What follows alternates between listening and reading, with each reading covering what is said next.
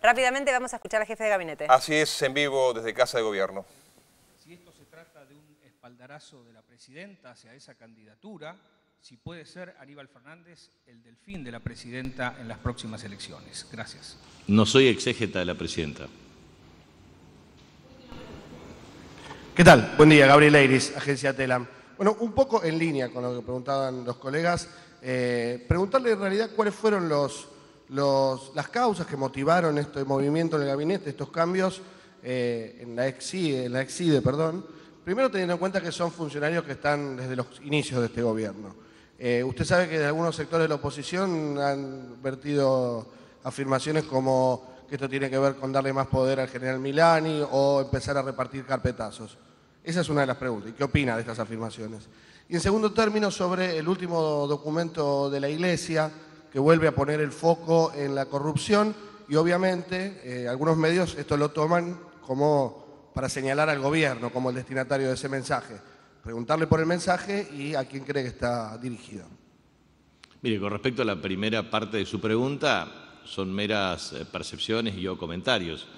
Vuelvo a insistir, quien tiene experiencia de gestión, y en este caso yo tengo una experiencia de gestión como gobernador de mi provincia, uno arma equipos, trabaja con objetivos, metas, estrategias, programas, resultados, actividades, tareas, y va estableciendo mecanismos de revisión de las mismas. Y muchas veces va rotando parte del equipo o va generando cambios en virtud de una agenda propia. De manera que eso forma parte de las decisiones que estratégicamente adopta la Presidenta de la Nación en ejercicio de su responsabilidad de gobierno.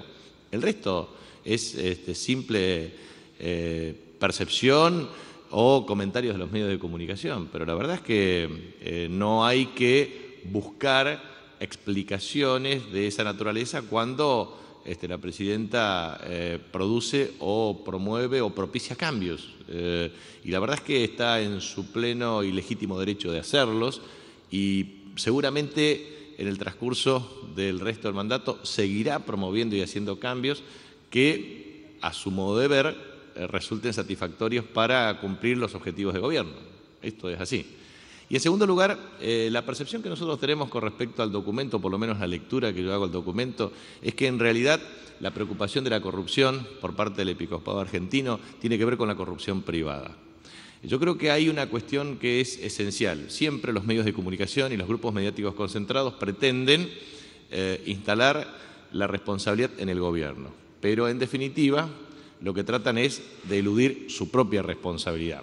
Ejemplo, hay corrupción y que afecta a la dignidad moral del pueblo argentino y de la ejemplaridad, como dice el documento del episcopado, cuando existe sobrefacturación de importaciones, subfacturación de importaciones, manipulación de los precios de transferencia, evasión fiscal, lavado de activos financieros y en general cuando uno observa los grupos económicos más poderosos de la República Argentina y las empresas transnacionales, uno observa que estas empresas fueron denunciadas.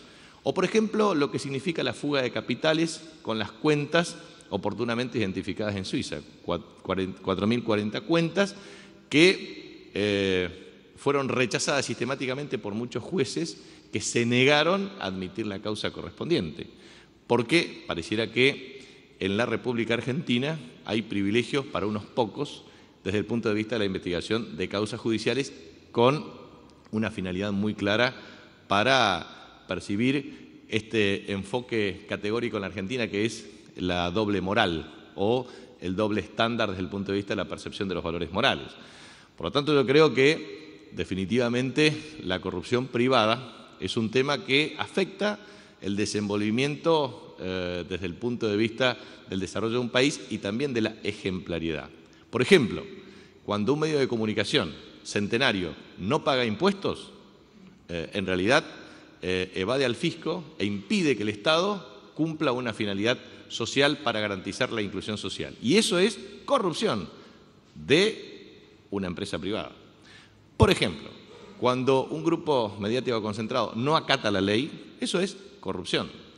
Cuando un grupo mediático concentrado tiene cuentas desde Nueva Zelanda hasta Estados Unidos, hasta Panamá, tratando de encubrir sus activos financieros, también es un caso de corrupción. O también cuando tiene o existen denuncias de lavado de activos financieros y las causas no se investigan por encubrimiento judicial.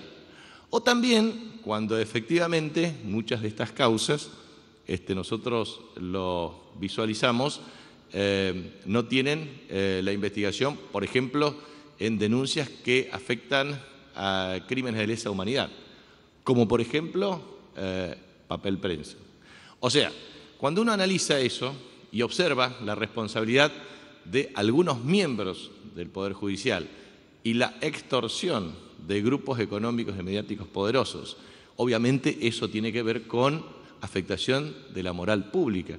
Y eso tiene mucho que ver con el impacto que tiene que ver con la ejemplaridad. Por lo tanto, nosotros consideramos que el documento de la Conferencia Episcopal Argentina hace mención claramente a la moral pública y a la corrupción y obviamente la responsabilidad global de la sociedad y en ese sentido de los grupos privados. Por eso siempre se observa que la instalación mediática pretende transferir la responsabilidad al Estado o a los funcionarios de gobierno. Pero en realidad hay una cuestión que tiene que ver con la responsabilidad de la empresa privada, de las personas que tienen que ver con la afectación de los niveles de moralidad pública y privada. Por eso me parece que hay que poner esta cuestión en su justa medida.